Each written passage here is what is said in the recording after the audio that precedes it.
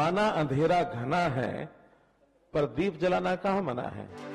ये पंक्तियां हैं केंद्रीय मंत्री मनोहर लाल की, जिन्होंने इन पंक्तियों का जिक्र ग्रिडकॉन 2025 के उद्घाटन समारोह के दौरान किया। दरअसल केंद्रीय मंत्री मनोहर लाल रविवार को ग्रिडकॉन 2025 के उद्घाटन समारोह में शामिल होने पहुंचे, जहां उन्होंने कार्यक्रम को संबोधित किया और अपने बचपन की एक घटना का जिक्र किया, जिसमें उन्होंने बताया कि पहले बिजली की कितनी समस्या हुआ करती थी।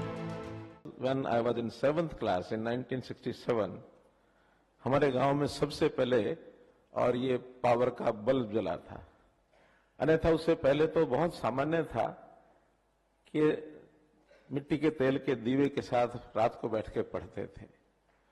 कुछ जमाना था, अंधेरा घना था, कहीं कहीं उजाला होता था। तो कहा जाता था कि एक बल्ब आ भी गया तो इतना बड़ा देश है, सारे देश में इतनी थोड़ी सी बिजली से क्या काम चलेगा, इतना लंबा काम कैसे होगा। तो उस समय हमारे एक प्रेरणादायक नेता थे, वो कहा करते थे कि माना अंधेरा घना है पर दीप जलाना कहाँ मना है। तो हमने शुरुआत वहां से की और आज सारे देश भर में हमारा जो पावर सेक्टर है, चाहे उसमें जेनकोज हैं, चाहे उसमें ट्रांसमिशन कंपनीज हैं, चाहे उसमें हमारा डिस्ट्रिक्ट डिस्कॉम्स हैं, इनका स्थान पूरी दुनिया में बहुत बड़ा स्थान एक बना है। इस दौरान केंद्रीय मंत्री मनोहर लाल ने भारत को 2047 तक विकसित राष्ट्र बनाने का भी जिक्र किया। कहा कि जब तक ट्रांसमिशन के काम में तेजी नहीं लाई जाएगी, तब तक ये लक्ष्य जल्द हासिल नहीं किया जा सकता, जिसमें कई कंपनियों का अहम रोल है।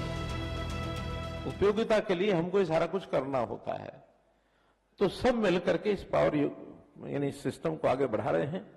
और आज इस पावर सेक्टर के कारण से हर देश की जो आर्थिकी है वो आगे बढ़ रही है, क्योंकि जितनी जनता उत्साह आवश्यकता बढ़ना तो उसके लिए प्रोडक्शन के लिए इंडस्ट्री और इंडस्ट्री के लिए उसको चलाने के लिए पावर। देश को 2047 तक अगर हमको विकसित भारत बनाना है तो फिर पावर का उतना ही बड़ा योगदान है।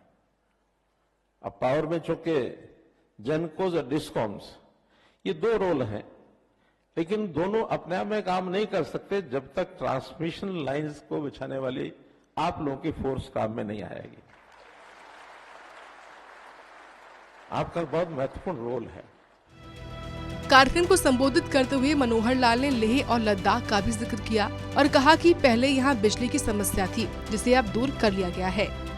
कहीं कहीं दूर दराज के इलाके, वन क्षेत्र, पहाड़ी क्षेत्र, देश की सीमाएं, जिन गांव में बिजली पहुंचाने के लिए हमारे ट्रांसमिशन सिस्टम ने ही वहां तक तारें पहुंचाई हैं, वाइब्रेंट विलेजेस इस नाम से दूर दराज गांव के अंदर भी मैं पीछे लद्दाख गया था।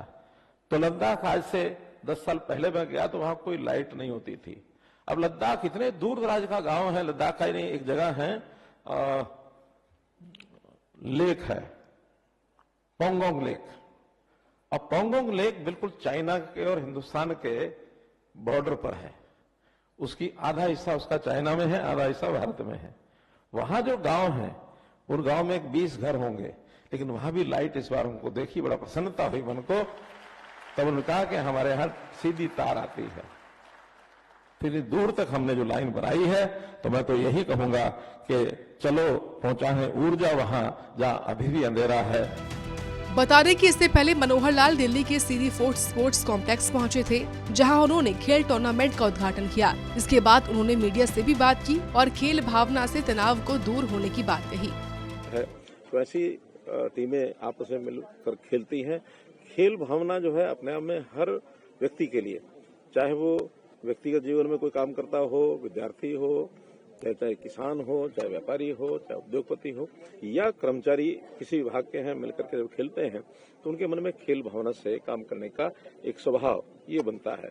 कभी भी काम करते हुए तनाव ना आए, इसलिए इस प्रकार के आयोजनों से व्यक्ति अपने आप को ढाल लेता है कि खेल खेलेंगे, एक दूसरा कोई जीतेगा कोई हारेगा, लेकिन जीत हार का मतलब ये नहीं कि कोई जीवन से हार गया, तो खेल भावना से भी थोड़ी देर के लिए एक प्रसंग आया, कंपटीशन हुआ, आज उसको मानो कम कोई अंक मिले या कम रन बनाए हैं, अगली बार और रन बनाएगा, दूसरा जो पहले से ज्यादा बना रहा है वो और उससे ज्यादा बनाएगा। तो इस प्रकार से प्रतियोगिता की भावना सब में बनती है, उसी भावना का उपयोग काम करने में भी आता है, तो उसका लाभ कुल मिलाकर के देश को, प्रदेश को, सबको होता है। गौरतलब है कि केंद्रीय मंत्री मनोहर लाल लगातार ऊर्जा संबंधित कार्यक्रमों में हिस्सा ले रहे हैं, जिसके जरिए वो निवेशकों को भारत में निवेश करने का आमंत्रण दे रहे हैं। सूर्य समाचार के लिए दिल्ली से देवांश पांडे की रिपोर्ट।